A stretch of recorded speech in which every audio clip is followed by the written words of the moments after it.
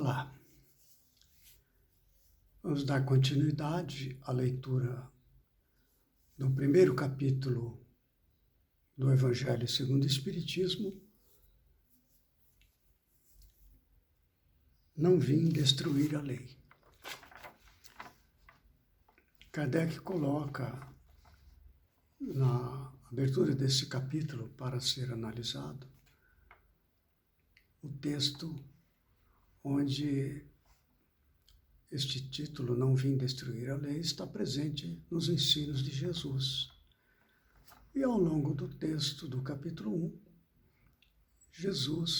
o Kardec, vem comentar sobre as três revelações. A primeira revelação da lei de Deus com Moisés, a segunda revelação com Jesus, com Cristo, e a terceira revelação com o Espiritismo. Nós vamos examinar hoje alguns aspectos da segunda revelação. No vídeo anterior comentamos alguma coisa sobre a primeira revelação no que diz respeito aos 10 mandamentos, alguns elementos apenas. Então, para comentar sobre a segunda revelação, Kardec colocou assim esse texto de Mateus 5, 17 e 18, que é do Sermão da Montanha, o texto de onde ele tirou o título do capítulo. Não penseis que eu tenha vindo destruir a lei ou os profetas. Não os vim destruir, mas cumpri-los. Porquanto em verdade vos digo que o céu e a terra não passarão, sem que tudo que se acha na lei esteja perfeitamente cumprido, enquanto reste um único iota e um único ponto. Então, veja, são dois aspectos aqui nesses versículos, que eu gostaria de comentar. O primeiro deles, não penseis que eu tenha vindo destruir a lei ou os profetas. No que diz respeito à lei, nós temos na Torá, chamada a lei pelos judeus.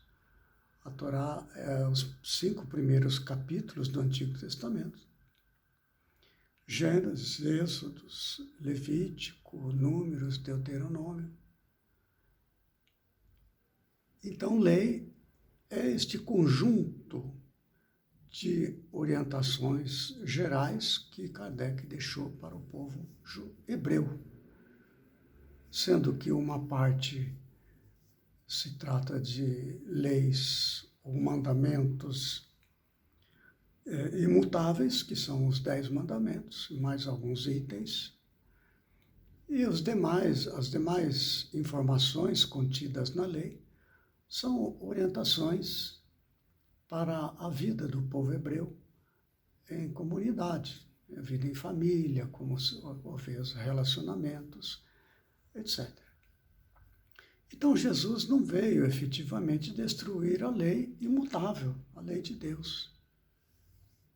Não é que nós comentamos, os 10 mandamentos são imutáveis, são válidos sempre, não importa aonde esteja sendo aplicada. Mas a outra parte, que é a lei civil, que regula as relações de sociedade, as relações familiares, etc., essa muda com o tempo, não é? E faz parte do sistema de leis do povo hebreu, leis civis, o sistema judiciário, deles. Só que há muitos aspectos da lei civil do Antigo Testamento que entram em conflito direto com as leis de Deus, as leis fixas e imutáveis. Eu vou dar um exemplo das leis civis promulgadas por Moisés para disciplinar, ordenar a vida daquela sociedade, para ver como realmente hoje nos traz assim uma certa curiosidade, mas vemos como entra em conflito com as leis de Deus. Então veja que no livro de Êxodo, capítulo 21, nós vamos encontrar nos versículos 22, 23, 24 e 25, esses versículos, né, de 22 até 25, uma questão de havendo um conflito entre dois homens, né, se houver o ferimento de uma mulher, se ela estiver grávida e tal, então vai explicando detalhadamente se ocorrer esse tipo de caso, em havendo morte, diz assim, mas se houver morte, então darás vida por vida. Então, olha o sistema, né, que era o sistema de justiça naquela época. Diz ainda olho por olho, dente por dente, mão por mão, pé por pé, queimadura por queimadura, ferida por ferida, golpe por golpe. Então é isso. Essa era a base do sistema jurídico, né, do povo hebreu, estabelecida por Moisés. E há outro fato, olha, só para dar a entender mais ou menos qual era este aspecto das ocorrências da sociedade da época. Olha só, no Êxodo 21, versículo 17. Se um homem vender sua filha para ser serva, ela não sairá como saem os servos. Então, admitir a hipótese de vender a própria filha para pagar dívidas, para oferir algum recurso, etc., era perfeitamente admissível naquela época. Então, a gente percebe a natureza das leis de Moisés. Tem as leis de Deus, as leis de Moisés. As leis de Deus, certamente, Jesus não veio modificar. Porém, Jesus veio orientar o povo a respeito do seu pensamento acerca desse relacionamento entre pessoas. Nós vamos ver, por exemplo, no capítulo 5 de Mateus, onde está ali o Sermão da Montanha, nós vamos ver da seguinte maneira. É onde está escrito, de fato, o texto que eu acabei de ler, não cuideis que eu vim destruir a lei, etc. Então, mais para frente, Jesus repete uma frase várias vezes para falar sobre esta questão, não vim destruir a lei. Ele diz assim, por exemplo, ouvistes que foi dito aos antigos, referindo aquelas leis de Moisés. Não matarás. Aí Jesus acrescenta, ouviste que foi dito aos antigos, não matarás. Mas qualquer que matar será réu de juízo. Veja que este adendo, não matarás, aí é a lei de Deus, não matarás. Mas esse adendo inserido nas leis judaicas, mas qualquer que matar será réu de juízo, aí já é uma adição humana, né? Então Jesus contesta, ele diz assim, eu, porém, vos digo.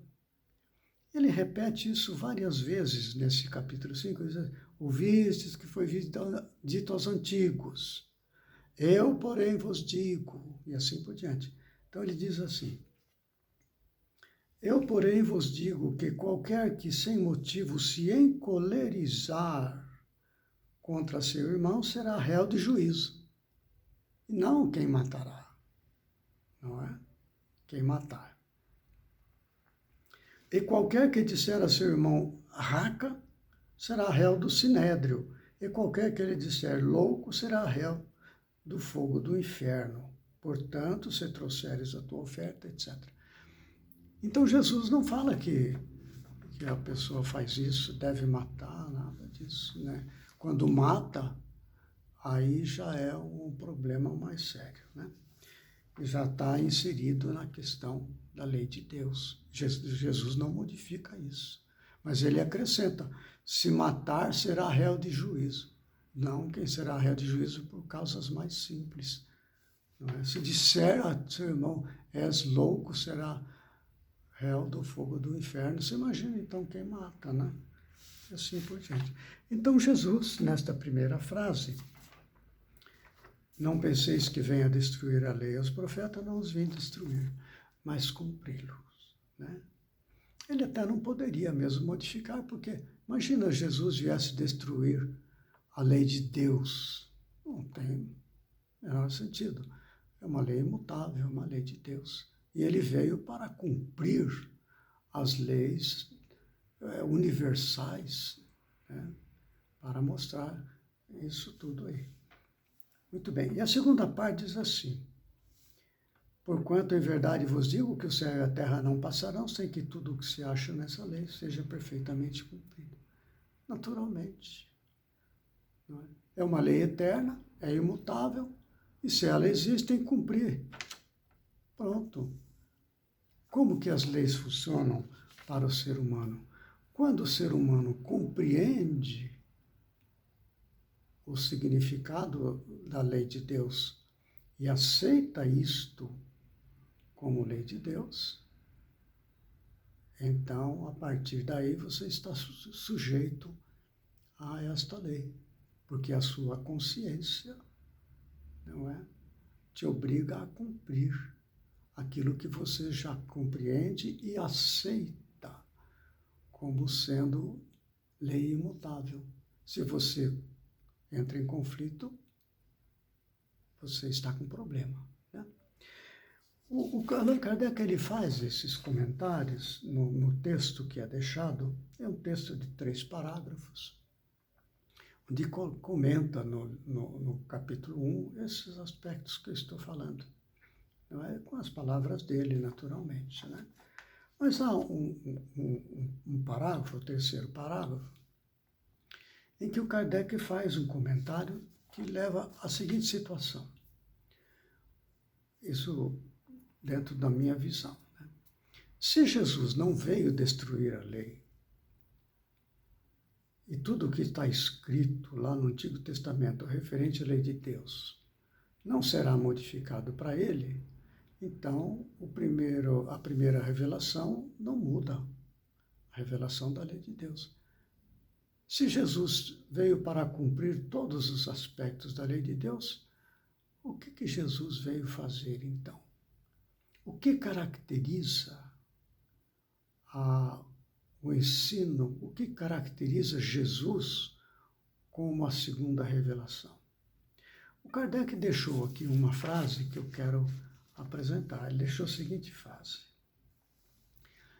ele, Jesus, viera ensinar aos homens que a verdadeira vida não é a que transcorre na terra, e sim a que é vivida no reino dos céus. Observa consequências deste ensinamento. É extremamente revolucionário. Quer dizer que eu estou lutando aqui na Terra, não é? Para uma vida verdadeira que não é esta. A verdadeira vida transcorre no reino dos céus, então eu preciso ter acesso ao reino do céu para ter a verdadeira vida. E houveram vários momentos no ensinamento de Jesus em que esta questão foi trazida e levantou as perguntas das pessoas, queriam saber mais, né? Senhor, o que devo fazer para entrar na vida eterna, né? Perguntou o jovem para Jesus. Aí Jesus diz, cumpre os mandamentos. Que mandamentos? Aí Jesus descreve os mandamentos e acrescenta um outro mandamento que também está no Antigo Testamento, que é amarás o Senhor teu Deus de todo o teu coração, de toda a tua alma, e ao próximo como a ti mesmo. E acrescenta a ele, aí agora Jesus, já não é um texto do Antigo Testamento. Toda a lei e os profetas estão aí contidos. Então, esta questão do reino de Deus suscitou nos ensinamentos deles para o público, para os estudiosos da religião da época, várias questões. Então Jesus veio trazer isso para romper a ideia de que o reino a ser conquistado era um reino aqui da terra, como esperavam os judeus, que viesse o Messias, que desse ao povo judeu a supremacia do poder em toda a terra, poder temporal, poder material. Não é? Jesus, mais tarde, conversando com Pilatos, né? Jesus disse, o meu reino ainda não é aqui. Falando a Pilatos. Tu és rei? Pergunta Pilatos. Tu o dizes, disse Jesus, mas meu reino ainda não é aqui. Querendo dizer que o reino de Deus, a verdadeira vida, transcorre fora daqui. No mundo espiritual, naturalmente, como nós sabemos, né? Aquilo não foi falado dessa maneira. Mas Jesus veio trazer esta revolução, não é? Na leitura dos textos sagrados. Aí Kardec ainda acrescenta, vieram ensinar aos homens que a verdadeira vida não é a que transcorre na terra, e sim a que é vivida no reino dos céus. Vieram ensinar-lhes o caminho que a esse caminho, que a este reino conduz. Os meios de eles se reconciliarem com Deus e de pressentirem esses meios na marcha das coisas por vir para a realização dos destinos humanos. Então Jesus veio para ensinar essas coisas. Ele não veio para acrescentar leis de Deus aos homens, veio ensinar o que tudo aquilo significa e acrescentar alguns elementos como esse que eu falei. Mas há aqui, nessa segunda leitura que eu fiz, uma palavra que a gente precisa examinar com atenção. Diz assim, vieram ensinar-lhes os meios de eles, os homens, se reconciliarem com Deus e de pressentirem esses meios, etc. Aí nós ficamos pensando, se reconciliar com Deus. Então, houve uma época passada onde não havia necessidade de reconciliar, mas a partir de um certo ponto houve um desentendimento, uma separação, porque concílio quer dizer reunião, conselho, né? União. Agora, você vai reconciliar é porque está separado, está em delito, em conflito.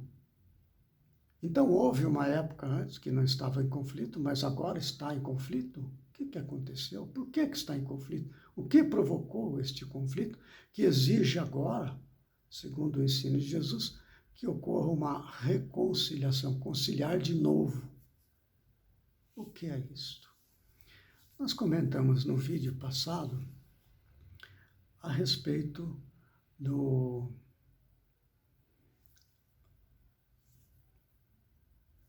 Eu sou o Senhor, vosso Deus, que vos tirei do Egito, da casa da servidão.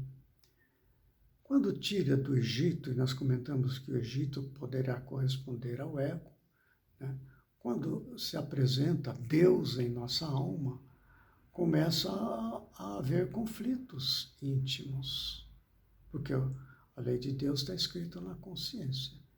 Então, quando nós agora passamos a compreender as leis de Deus, como diz ali, não matarás, etc. Então, quando eu faço essas coisas, eu entro em conflito. Isso é o mesmo que eu me separar de Deus. Ora, mas antes de saber as leis de Deus, eu provocava todo tipo de coisas, como matar, ferir, etc. Mas eu não estava necessitando de reconciliar com Deus. O que aconteceu? Então, quando você compreende como é a lei de Deus e aceita esta parcela de entendimento como verdadeiro, a partir desse momento a sua consciência passa a cobrar de você. você entra em conflito, você tem problemas de consciência, precisa reconciliar-se com a consciência, praticar aquilo que agora você entende que é certo. Nos textos do Novo Testamento, repete muitas vezes a palavra arrepender-se. Até o aspecto que João Evangelista, ele batizava com o batismo de água, que era para o arrependimento, não é? E a remissão dos pecados. O que é isto aí? É quando você, entendendo as leis de Deus, você se propõe, a partir daqui eu vou lutar fortemente, não é? Para praticar a lei de Deus. Isso é arrependimento. Isto é a reconciliação. Então, é um tema muito interessante, bastante vasto, que está presente aqui. Muito bem, depois dessas falas de Allan Kardec, que eu fiz esse comentário, é preciso dizer também que Jesus não disse tudo. Ele só contou, ele só trabalhou naquilo que as pessoas da época eram capazes de entender. Era necessário deixar apenas notícias implícitas, né, através de parábolas, para que, num futuro, quando as pessoas tivessem maiores recursos de cultura, de conhecimento científico, etc., pudéssemos ser capazes de apreender novos aspectos da lei de Deus. Então, é este o texto que eu queria deixar comentado. E, na sequência, nós vamos, no próximo vídeo, examinar sobre a terceira revelação da lei de Deus, o Espiritismo. Agradeço a quem está acompanhando, participando, e nos encontramos em outra oportunidade. Obrigado.